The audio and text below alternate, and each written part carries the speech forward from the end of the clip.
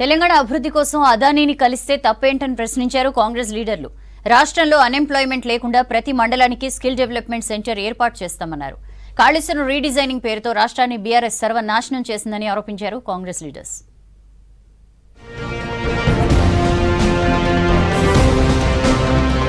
ప్రతి జిల్లాలో 10,000 మందికి టీఎస్సీ ద్వారా ట్రైనింగ్ ఇస్తామన్నారు మంత్రి కోమటిరెడ్డి వెంకటరెడ్డి.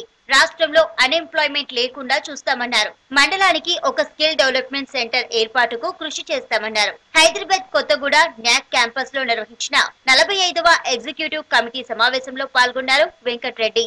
న్యాక్ లో ఏ విధంగా స్కిల్ డెవలప్మెంట్ సెంటర్స్ ని ఇక్కడతో పాటు అన్ని ఓల్డ్ డిస్ట్రిక్ట్ హెడ్ క్వార్టర్ లో ఏర్పాటు చేయాలి. ఒక కన్స్ట్రక్షన్ యూనివర్సిటీ కూడా ప్రపోజల్ ఉన్నది. ప్రతి డిస్ట్రిక్ట్ హెడ్ క్వార్టర్ లో కూడా 10,000 మందికి టీసీఎస్ వారి సహకారంతో మన గౌరవ ముఖ్యమంత్రి గారు కూడా ట్రైనింగ్ ఇచ్చి అందరికీ గవర్నమెంట్ ఉద్యోగాలు ఇవ్వలేం కాబట్టి కొందరిని ప్రతి జిల్లాలో కూడా ఐటీఐ, పాలిటెక్నిక్, వొకేషనల్ కాలేజీ ఉన్నాయి కాబట్టి వాళ్ళకి టెక్నికల్ గా సౌండ్ చేయడం, దాని మీద సుదీర్ఘంగా చర్చిస్తూ సచివాలయంలో German consulate Michael Kuchler, Hyderabad German consulate Amit Desai మంత్రి తుమ్మల నాగేశ్వరరావుతో సమావేశమయ్యారు. హైదరాబాద్ లో 2013 నుంచి ఈ ఏడాది మార్చి వరకు విత్తన రంగ అభివృద్ధిపై చర్చించారు. తెలంగాణ అభివృద్ధి కోసం అదానీని కలిస్తే తప్పేంటని ప్రశ్నించారు మంత్రి జూపల్లి కృష్ణారావు. కాంగ్రెస్ సర్కార్పై అడ్డగోలు ఆరోపణలు చేస్తే ఊరుకునేది లేదని హెచ్చరించారు. బీఆర్ఎస్ హామీలు నిలబెట్టుకోకపోవడంతోనే ప్రజలు తిరగబడ్డారన్నారు. బీఆర్ఎస్ ఎమ్మెల్యేలు కాంగ్రెస్ లోకి రావడానికి సిద్ధంగా ఉన్నా తామే వద్దనుకుంటున్నామని చెప్పారు జూపల్లి.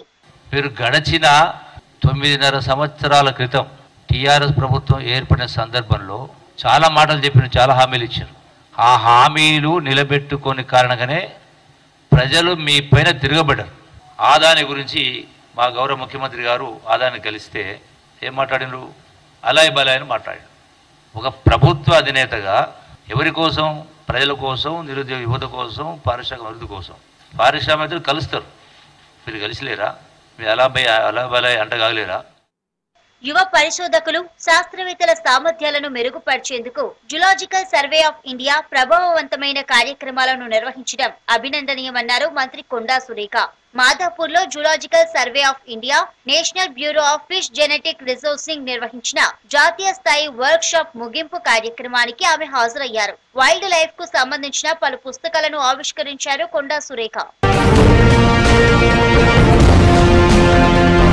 దివంగత నేత కాకా ఎంపీగా ఉన్న హయాంలోనే తుమ్మిడిహట్టి రూపకల్పన చేశారన్నారు ఎమ్మెల్సీ జీవన్ రెడ్డి. తుమ్మిడిహట్టి నిర్మాణం చేపట్టి కాకా కళ నెరవేర్చాల్సిన బాధ్యత తమపై ఉందన్నారు. జగిత్యాల జిల్లా ఎండపల్లి మండలం కొండాపూర్లో కొత్త గ్రామ పంచాయతీ భవనాన్ని ప్రభుత్వ విప్ అడ్లూరి లక్ష్మణ్ కుమార్, చెన్నూరు ఎమ్మెల్యే వివేక్ వెంకటస్వామి కలిసి ప్రారంభించారు. కాళేశ్వరం రీడిజైన్ పేరుతో రాష్ట్రాన్ని కేసీఆర్ ప్రభుత్వం సర్వనాశనం చేసిందని ఆరోపించారు వివేక్ వెంకటస్వామి. పెద్దలు వెంకటస్వామి గారు ఏదైతుందో పార్లమెంట్ సభ్యుడిగా వారి ప్రాజెక్టు రూపకల్పన చేసింది. వారి నిరంతర వారి కళ ఏదైతున్నదో, ఏ విధంగా తెలంగాణ రాష్ట్ర ఏర్పాటు వారి కళగా వారు భావించడం జరిగిందో, ఆ తెలంగాణ కళ సాకారం కావడానికి ప్రధానం ఈ వృధా పోతున్నట్టు సాగునీటి జలాలను మనం వినియోగించుకోవాలి. వెంకటస్వామి గారి పేరు గుర్తుండే విధంగా వివేక్ గారు పనిచేస్తుంది.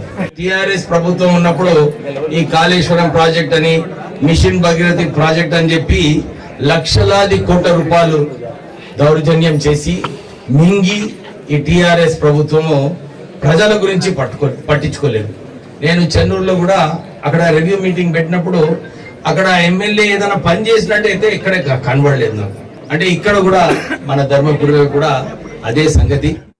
రాహుల్ గాంధీ భారత్ జోడో న్యాయ యాత్రకు మద్దతుగా తన సొంత వాహనంపై యాత్రకు సంబంధించిన స్టిక్కర్ ను అంటించారు PCC working president Mahesh Kumar Goud. AICC రాష్ట్ర ఇన్ఛార్జ్ దీపాదాస్ మున్షితో కలిసి రాహుల్ యాత్రకు మద్దతు తెలిపారు.